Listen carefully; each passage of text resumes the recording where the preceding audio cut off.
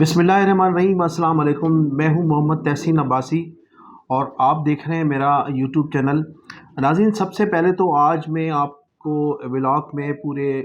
مہاجر قوم کو مبارکباد دوں گا کہ جو ISPR کی جانب سے ایک ترانہ نشر کیا گیا ہے گزشتہ 2 روز قبل،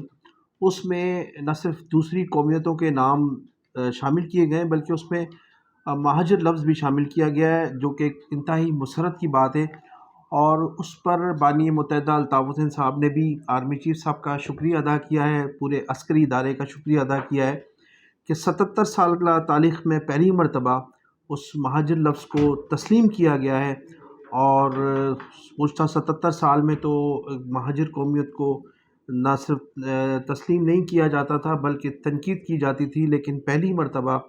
سرکاری سطح پر مہاجر لفظ جو تسلیم کیا گیا ہے، اور اس نغمے میں جو بتایا جاتا ہے کہ عسکری اداروں کی جانب سے جاری کیا گیا ہے، اس میں مہاجر لفظ کا اور پہاڑی لوگوں کا جو ہے ان کی بھی نمائندگی شامل ہوئی ہے۔ زندگی ہو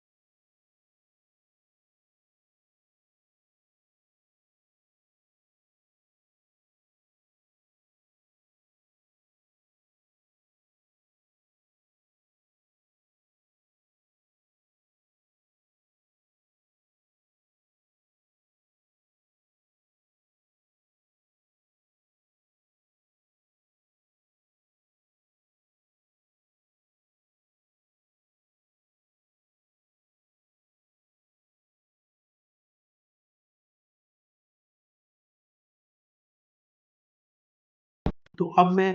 ذکر کروں گا ایک مرتبہ پھر جنرل فیاض حمید صاحب کی گرفتاری کا۔ جنرل فیاض حمید صاحب کی گرفتاری کے حوالے سے بہت سی خبریں منظر عام پر آئی ہیں۔ میں بھی اس ولاگ سے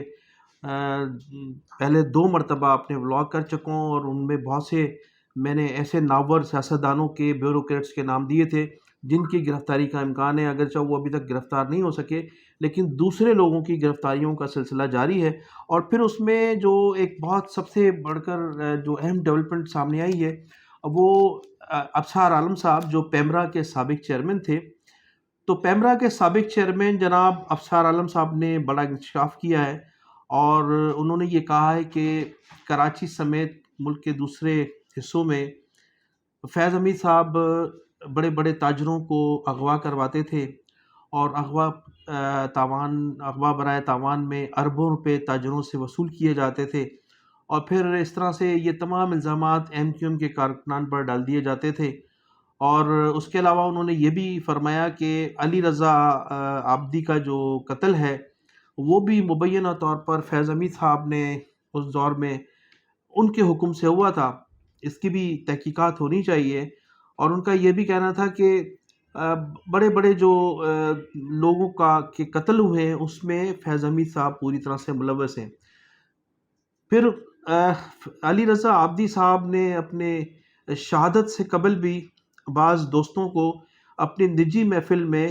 اس بات کا انکشاف کیا تھا کہ اس دور میں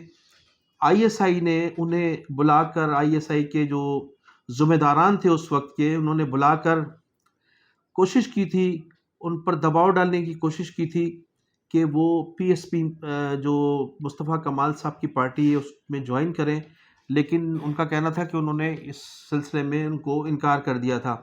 اور جن لوگوں کو عدالت کے ذریعے علی رضا عابدی صاحب کے قتل میں سزا ہوئی ہے،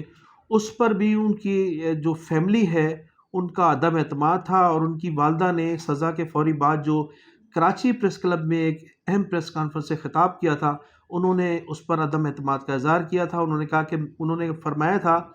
کہ میں ابھی تک بھی اپنے بیٹے کے قاتلوں تک نہیں پہنچ سکی ہوں، جن لوگوں کو سزا دی گئی ہے میں نہیں سمجھتی کہ یہ اس قتل میں ملوث ہیں۔ تو اب فیض حمید صاحب کی گرفتاری کے بعد پھر تمام وہ ماضی کے حوالے سے بھی گفتگو کرنا میں ضروری سمجھوں گا کہ امجد صابری کا قتل بھی کن لوگوں نے کیا تھا، کیوں قتل کروایا گیا تھا، وہ بھی ایک فگر تھی اور ہمدرد تھے ایم کیو ایم کے، اور ایم کیو ایم کے حوالے سے ان کی پہچان تھی اور انہوں نے ایم کیو ایم کے لیے بھی بہت کام کیا تھا۔ حکیم سعید کا بھی ذکر ضرور ہوگا، اس لیے کہ حکیم سعید کی شہادت کے بعد بھی وہ قتل جو تھا، ان کی شہادت ایم کیو ایم کے کارکنان پر ڈالنے کی کوشش کی گئی تھی اور اس میں کچھ لوگوں کو سزائیں بھی ہوئی تھیں۔ اس کے علاوہ 1992 میں بھی جو آپریشن کیا گیا تھا، جس کا تسلسل آج بھی جاری ہے، اس میں آج تک تقریباً 25,000 لوگ شہید کیے جا چکے ہیں۔ اس میں ایم کیو ایم کے کارکنان بھی تھے، ہمدرد بھی تھے، عام شہری بھی تھے، اور متعدد لوگ ایسے شامل تھے جن کا تو کبھی تنظیم سے تعلق بھی نہیں رہا۔ ان کے قتل کرنے کے بعد پھر وہ قتل کے الزامات ایم کیو ایم کے کارکنان پر بھی لگائے گئے، اور کچھ قتل جو تھے وہ کچھ شہادتیں ضائع بھی ہوئیں۔ تو ماضی سے یہ تسلسل چلا آ رہا ہے، اور بانی متحدہ الطاف حسین صاحب نے ہمیشہ یہی کہا کہ ایم کیو ایم کے خلاف ایک منظم سازش کے تحت ایسا کیا جا رہا ہے۔ اہم رہنماؤں کی شہادتیں ہوئیں، اس دوران کارکنان کی شہادتیں ہوئیں۔ اب ابصار عالم صاحب نے بالکل کھل کر اس کا اظہار کیا ہے، اور انہوں نے کہا کیونکہ انہوں نے اپنے تجربے اور اپنی معلومات کے مطابق، اس لیے کہ وہ اس وقت پیمرا کے چیئرمین تھے جب جنرل فیض حمید صاحب D G I S I ہوا کرتے تھے، اور اسی دوران ان کو گولی بھی لگی تھی۔ پھر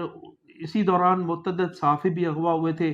متعدد لوگوں کو اغوا بھی کیا۔ کراچی میں یہ جو دھندا تھا اغوا برائے تاوان کا، یہ اس دور میں بڑے عروج پر تھا جب جنرل فیض حمید صاحب D G I S I تھے، اور جیسا کہ میں نے بتایا کہ D G I S I کی حیثیت سے جنرل فیض حمید صاحب کے ساتھ اس وقت متعدد پولیس افسران بھی رابطے میں ہوا کرتے تھے، اور پھر اس وقت جو تھے بہت سے ایسے سیاستدان تھے جن کا تعلق پاکستان پیپلز پارٹی سے بھی تھا، ان میں وزراء تھے، اراکین اسمبلی بھی تھے، اور پھر ایسے لوگ بھی تھے جو پاکستان پیپلز پارٹی کے مخالف تھے۔ تو تمام لوگوں کو فیض حمید صاحب نے سندھ میں انگیج کیا ہوا تھا، سب لوگوں کو وہ ساتھ لے کر چلتے تھے، سب لوگوں کے سپورٹر تھے، اور خاص طور پر ان میں اگر آپ لسٹ اٹھا کر دیکھیں جن لوگوں کی لسٹیں سامنے آ رہی ہیں، جن لوگوں کو گرفتار کیے جانے کا امکان ہے یا جو مستقبل میں گرفتار ہو سکتے ہیں، وہ تمام کے تمام لوگ کرپٹ ترین لوگ ہیں، ان پر مقدمات تھے مختلف نوعیت کے، اور ان لوگوں کو گرفتار ہونا چاہیے تھا، لیکن فیض حمید صاحب کی سرپرستی کی وجہ سے وہ لوگ گرفتار نہیں ہو سکے۔ اس طرح سے کھربوں روپے جو تھے کرپشن کی نظر ہو گئے سندھ میں۔ تو اس طرح سے ماضی میں جس طرح سے الطاف حسین صاحب فرماتے رہے ہیں، یا متحدہ قومی موومنٹ کی قیادت 90 یہ فرماتی رہی ہے، یہ کہتے رہے ہیں کہ جو جو شہادتیں ہوئی ہیں ان میں ان جیسے لوگوں کا ہمیشہ کردار رہا ہے۔ اس سے قبل بھی شہادتیں ہوئی ہیں، اس میں بھی انہی لوگوں کا کردار تھا، اور پھر اب تو فیض حمید صاحب کا جو کردار ہے وہ بالکل کھل کر سامنے آ گیا ہے۔ تو اس طرح سے جو الزامات عائد کیے جاتے تھے متحدہ قومی موومنٹ پر، ایم کیو ایم کی قیادت پر، الطاف حسین صاحب پر، اب وہ آہستہ آہستہ خود ہی جو ہیں وہ الزامات دھلتے جا رہے ہیں۔ اس سے قبل آپ نے دیکھا کہ 1992 میں جو آپریشن کیا گیا تھا متحدہ قومی موومنٹ کے خلاف، اور اس میں یہ تاثر دینے کی کوشش کی تھی کہ متحدہ قومی موومنٹ ایک ریاست میں ریاست قائم کرنا چاہ رہی ہے، اور جنا پور کا نقشہ اس وقت دکھایا گیا تھا پوری طرح سے،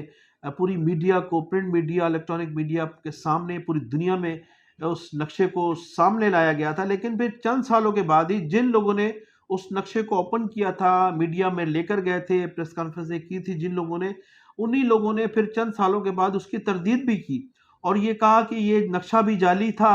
اور ہم نے جو پلاننگ کی تھی ایم کیو ایم کے خلاف وہ بھی غلط تھی، وہ بھی ایک پری پلان تھا ہمارا۔ اس تمام تردیدیں آج بھی تمام ٹی وی چینلز پر ان جنرلز کی، ان بریگیڈیئرز کی، ان میجرز کی جو اس وقت ذمہ دار تھے اس آپریشن کے، ان کی بھی آج تمام فوٹیجز موجود ہیں، اور وقت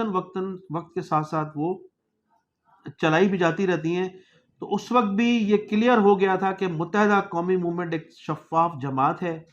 اس کو اس پروپیگنڈے کے ذریعے بدنام کیا گیا ہے، اور اب فیض حمید صاحب کی گرفتاری، ابصار عالم صاحب انتہائی سینئر اور معتبر ترین صحافی کی جو معلومات ہیں، جو تجربہ ہے، اس کی بنیاد پر جو انہوں نے اپنے ٹی وی چینلز پر آ کر کھل کر کہا ہے، اس سے یہ ثابت ہو گیا کہ ماضی میں بھی تمام الزامات متحدہ قومی موومنٹ یا بانی متحدہ الطاف حسین پر جعلی تھے، اور غلط پروپیگنڈا تھا، اور اب بھی جو پروپیگنڈا کیا جاتا ہے گزشتہ کئی سالوں سے کیا جاتا رہا ہے، وہ بھی پروپیگنڈا محض متحدہ قومی موومنٹ کو بدنام کرنے، پوری مہاجر قوم کو بدنام کرنے کے لیے اس کا تسلسل تھا۔ تو وقت جو تھا آہستہ آہستہ تمام چیزیں ثابت کر رہا ہے، پہلے بھی وقت نے ثابت کیا کہ وہ الزامات تھے محض، اور اب بھی وقت نے ثابت کیا کہ وہ تمام الزامات ہیں۔ تو ناظرین، فیض حمید صاحب کی گرفتاری کے بعد جن لوگوں کو گرفتار ہونا تھا یا جو ابھی رہ گئے ہیں، اس میں کیا قباحت ہے، وہ لوگ کیوں ابھی تک گرفتار نہیں ہو سکے، اور اب ان کی گرفتاری ہوگی بھی یا نہیں ہوگی، اس کی تمام تفصیلات میں آئندہ آپ کو بلاگ میں بتاؤں گا۔ تو اس وقت تک کے لیے میں آپ سے اجازت چاہوں گا۔ تو آپ میرے چینل کو سبسکرائب بھی کیجیے گا، کمنٹ سیکشن میں جا کر اپنی قیمتی رائے کا اظہار بھی ضرور کیجیے گا۔ پاکستان زندہ باد۔